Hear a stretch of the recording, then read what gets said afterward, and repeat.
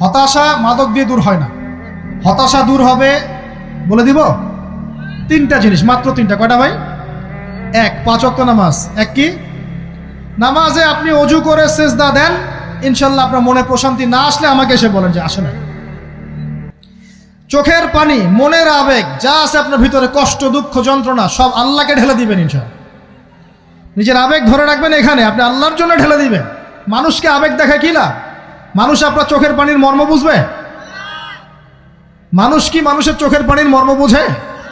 আপনার পিতা যদি মারা যায়, আমার কাছে এসে দোয়া চান, কান্নাকাটি করে, আমি দোয়া করতে পারবো, কিন্তু আমি কিন্তু আপনার ফিলিংসটা বুঝতে পারবো না। আপনার অনুভূতি কে বুঝতে পারবেন? আল্লাহ পাক আপনার ঘাড়ের রগের চেয়েও কাছে আছেন। সুবহানাল্লাহ, সুবহান, আল্লাহ পাক ঘাড়ের রগের চেয়ে কাছে আছে। গতকালকে বাংলাদেশের একজন বরেণ্য আলেমের সাথে একটা কনফারেন্সে ছিলাম। উনি বলছিলেন যে এক ব্যক্তি, এটা শোনেন, এক ব্যক্তি খুব তার শখ যে তিনি সাহাবীদের মতো নামাজ পড়া শিখবেন। কথা বুঝতে পারছেন? সাহাবীদের মতো নামাজ শিখবেন। তো একজন বরেণ্য আলেমের কাছে এসেছেন, এসে বলছেন যে আমাকে সাহাবীদের মতো নামাজ শিখিয়ে দেন। তখন সেই আলেম আরেকজন আলেমের সন্ধান দিয়েছেন, যা তুমি তার কাছে যাও, তিনি শেখাবেন। তো সেই ব্যক্তি একটু অবাক হয়েছেন, কারণ যাকে প্রশ্ন করেছিলেন তিনি অনেক বড় মুহাদ্দিস, আর যার কাছে পাঠানো হচ্ছে তিনি অত বড় মুহাদ্দিস নন, কিন্তু আবেদ, আমল করেন। তাকে গিয়ে বলছেন উনি আমাকে পাঠিয়েছেন সাহাবীওয়ালা নামাজ শিখিয়ে দেন। তখন তিনি বলছেন ঠিক আছে, সুন্দর করে অজু করে আসো, সুন্দর করে অজু করে আসো।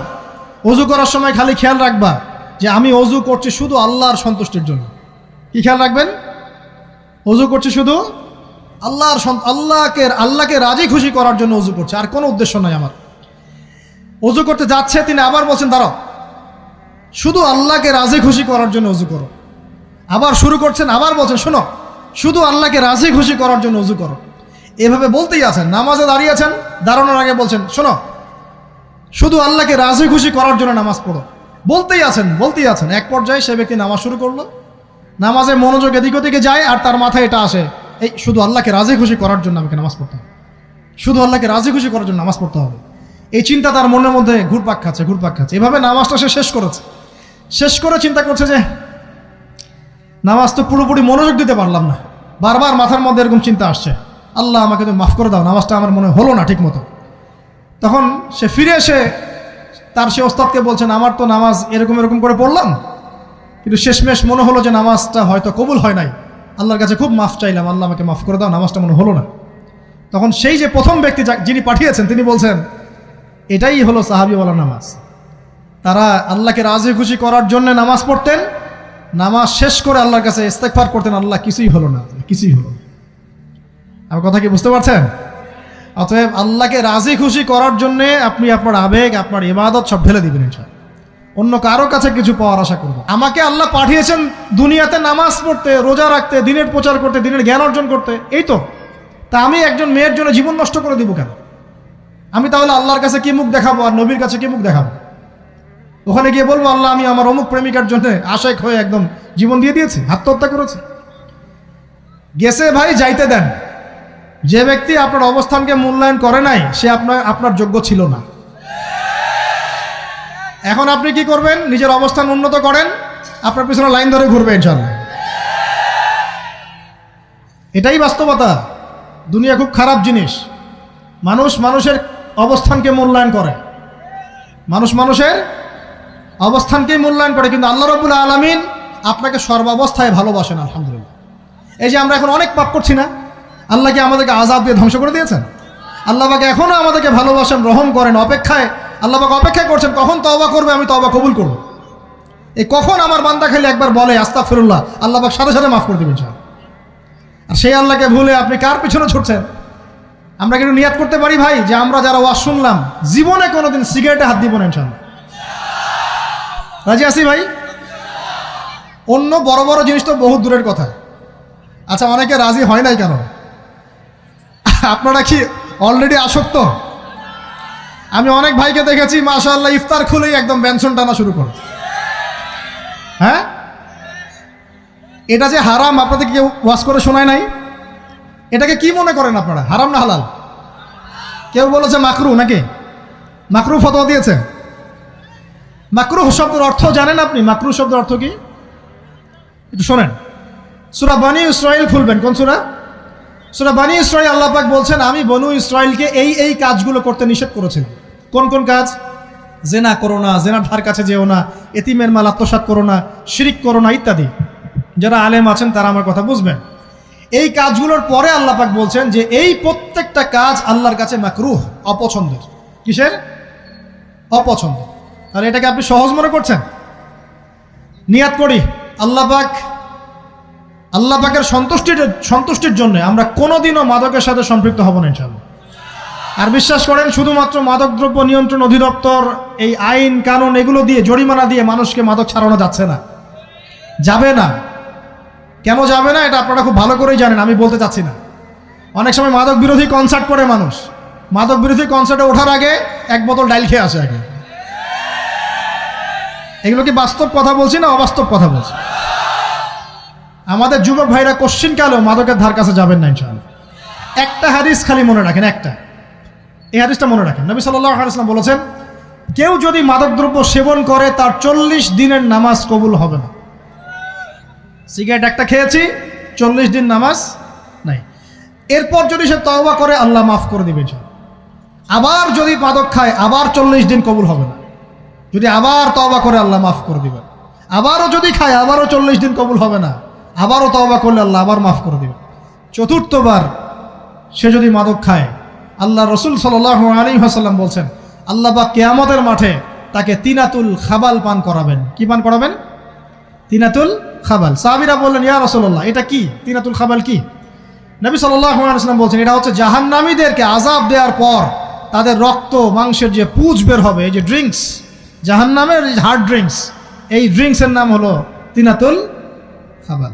আল্লাহ পাক আমাদের সবাইকে মাদক থেকে বাঁচিয়ে রাখে। আমল হচ্ছে কোরআন তেলাওয়াত। যে ব্যক্তি কোরআন তেলাওয়াত করতে পারে নিয়মিত, তার মনের মধ্যে এই হতাশা, এই ভীরুতা, এই কাপুরুষতা কিচ্ছু আসবে না ইনশাআল্লাহ। আমি গ্যারান্টি দিচ্ছি আপনাকে, হতাশা আসবেই না আপনার মনে যদি আপনি কোরআন বুঝতে পারেন।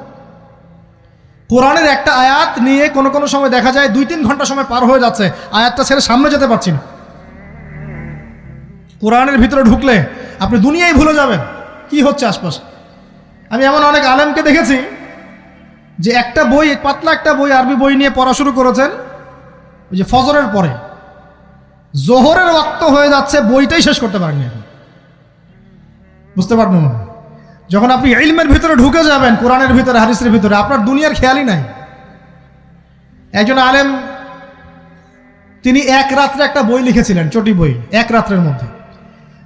বলা হচ্ছে, তার সম্পর্কে বলা হচ্ছে যে রাতের খাবার তাকে দেয়া হয়েছে যে আপনি এটা খেয়ে নেন। তো সে খাবারটা পাশেই আছে,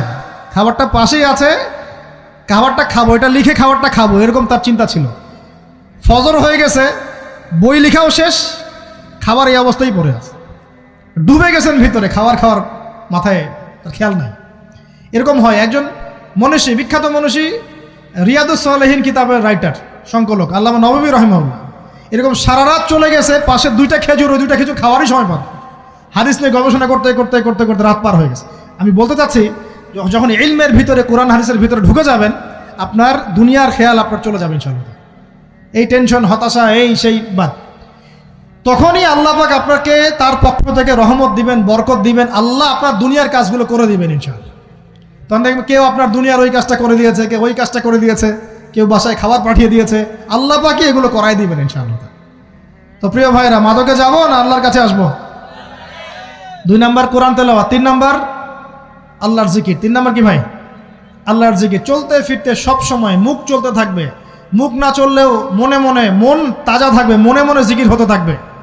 মনে মনে জিকির করতে পারেন? মুখ নড়বে না, কিন্তু মনে মনে আপনার একটা জিকির হতে থাকবে, সুবহানাল্লাহ বা আলহামদুলিল্লাহ, লা ইলাহা ইল্লাল্লাহ, আল্লাহু আকবার। পারা যাবে? পারে। মানুষের মন কখনো চুপ করে থাকে না, কিন্তু মানুষের মন অলওয়েজ কিছু না কিছু চিন্তা করতে থাকে না, যতক্ষণ না ঘুমায় মানুষ। তো প্রিয় ভাইরা, বেশি বেশি জিকির করবো, সুবহানাল্লাহ, আলহামদুলিল্লাহ, লা ইলাহা ইল্লাল্লাহ, আল্লাহু আকবার, লা হাওলা ওয়ালা কুওয়াতা ইল্লা বিল্লাহ, এগুলো চলতে থাকবে। আল্লাহ পাক তৌফিক দান করুন, আমিন। আমরা আমাদের সমাজে যুবকদেরকে এরকম টিকটকে দেখছি, অনলাইনে আসক্ত দেখছি, জেনায় আসক্ত দেখছি, পর্নোগ্রাফিতে আসক্ত দেখছি। আমরা দেখছি আমাদের যুব সমাজকে মাদকে আসক্ত, কিশোর গ্যাংয়ে আসক্ত। এইগুলো কি আমাদের কাম্য ছিল ভাই? আমাদের কাম্য ছিল? এই অবস্থায় কি যুব সমাজ আল্লাহ পাকের দ্বীনের পতাকা হাতে নিয়ে আল্লাহর জমিনে দিন কায়েম করতে পারবে কি না একটু আমাকে উত্তর দেন দেখি। এখন এই অবস্থায় পারবে? অতএব অবস্থার উন্নতি করতে হবে কিনা? উন্নতির জন্য রাজি আছি কিনা ইনশাআল্লাহ? আমরা চাই কি আল্লাহ পাকের দিনটা আল্লাহর জমিনে প্রতিষ্ঠা লাভ করুক, আল্লাহর দিন সবার ঘরে ঘরে পৌঁছে যাক, আল্লাহ পাকের দিনের যে সৌন্দর্য সবাই সেটাই, এই সৌরভটা সবাই পাক। আমরা চাই কি না? সমাজে শান্তি প্রতিষ্ঠা হোক, আবার সেই রাসূলের মতো যুগ চলে আসুক, আমরা চাই কি না? অতএব আমাদের সবাইকে যৌবনের এই প্রলোভনগুলো থেকে বেরিয়ে এসে আল্লাহ পাকের ইবাদতে আত্মনিয়োগ করতে হবে। আল্লাহ পাক আমাদের সবাইকে তৌফিক দান করুন, বলি আমিন। আমাদের সবাইকে আল্লাহ রাব্বুল আলামিন কুরআন এবং হাদিসের গভীর জ্ঞান অর্জন করার তৌফিক দান করুন, বেশি থেকে বেশি ইবাদত করার তৌফিক দান করুন। আল্লাহ পাক সবাইকে হারাম সমস্ত রিজিক থেকে বাঁচিয়ে রাখুন, জেনা, ব্যভিচার এবং নারীর ফিতনা, মাদক থেকে আল্লাহ বাঁচিয়ে রাখুন। আল্লাহ পাক আমাদের সবাইকে হালাল রিজিক, হালাল সম্পর্ক যথেষ্ট করে দিন। আল্লাহ পাক আমাদের সবাইকে যেন দিনের দাওয়াতের মেহনত করার তৌফিক দান করেন এবং আলেম ওলামার সাথে পরামর্শ করে দিন শেখার এবং বোঝার তৌফিক দান করেন। যুবতী দিনী বোনদের জন্য, এখানে বোনরা আছেন না? আছেন কি না? দিনী বোনরা আছেন? একটা নসিহত দিনী বোনদের জন্য আমি একটা নসিহত করতে চাচ্ছি, একটা নসিহত। আমার এই একটা নসিহত একটু মন দিয়ে শুনুন প্রিয় দিনী বোন। রাসূলুল্লাহ সাল্লাল্লাহু আলাইহি ওয়াসাল্লাম আমাদের দিনী বোনদের জন্য জান্নাতে যাওয়ার একটা ফর্মুলা বলে দিয়েছেন। আমি কি বলবো সেটা? আচ্ছা, রাসূলুল্লাহ সাল্লাল্লাহু আলাইহি ওয়াসাল্লাম বলেছেন আমাদের দিনী বোনেরা, আমাদের মায়েরা, এই নারী জাতি মাত্র 4টা কাজ করলে জান্নাতের যে কোনো দরজা দিয়ে ইচ্ছা প্রবেশ করতে পারবেন। খুশি হন নাই? কয়টা কাজ?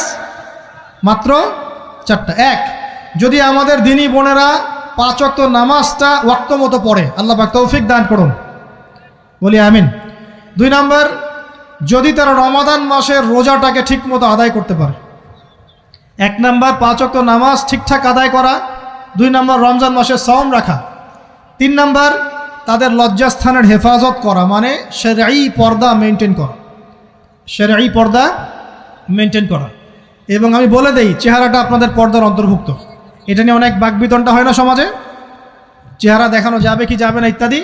চেহারা আপনার পর্দার অন্তর্ভুক্ত বিষয়, ফুল স্টপ। এর উপরে ফতোয়া অনেকে অনেকভাবে দিচ্ছে, কিন্তু বরেণ্য উলামায়ে কেরামের কিতাবগুলো ঘাটাঘাটি করেন, তাদের ফতোয়া হচ্ছে চেহারা আপনার পর্দার অন্তর্ভুক্ত বিষয়, চেহারা ঢেকে রাখবেন। আল্লাহ পাক তৌফিক দান করুন।